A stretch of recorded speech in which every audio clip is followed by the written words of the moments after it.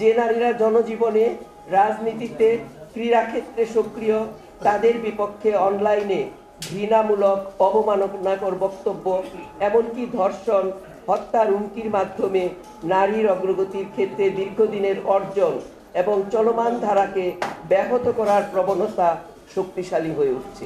নারী ও কন্যার প্রতি সহিংসতার আরেকটি বড় কারণ হচ্ছে প্রাতিষ্ঠানিক এবং আইনি সীমাবদ্ধতা। বিদ্যমান কোনো আইনে নারীর প্রতি সংবেদনশীলতার অভাব রয়েছে।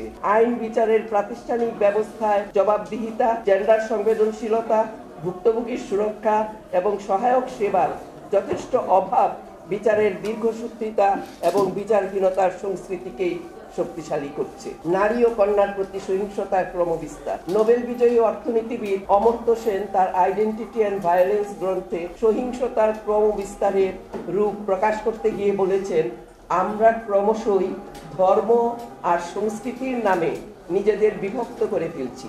সমাজে ঘৃণা, বিদ্বেষ আর সহিংসতার চাষ, অর্থাৎ কাল্টিভেশন অফ ভায়োলেন্স। আর বলাই বাহুল্য, এই কাল্টিভেশনের সবচাইতে বেশি প্রভাব পড়ছে সমাজের দুর্বলতর, পিছিয়ে পড়া জনগোষ্ঠীর উপর, বিশেষত নারী জনগোষ্ঠীর উপর। একটা বিষয় অবশ্যই আমাদের বিবেচনা এবং সচেতনতার মধ্যে থাকা বাঞ্ছনীয় যে নারী পুরুষের মধ্যে বৈষম্যপূর্ণ অসম ক্ষমতা সম্পর্ক, নারীর প্রতি বিদ্বেষপূর্ণ দৃষ্টিভঙ্গি, অসম্মানজনক আচরণ এবং নানা ধরনের সহিংসতার জন্ম দেয়। এর ফল শুধু নারীরা ভোগ করেন না, ক্ষতিগ্রস্ত হয় পরিবার, সমাজ এবং রাষ্ট্র।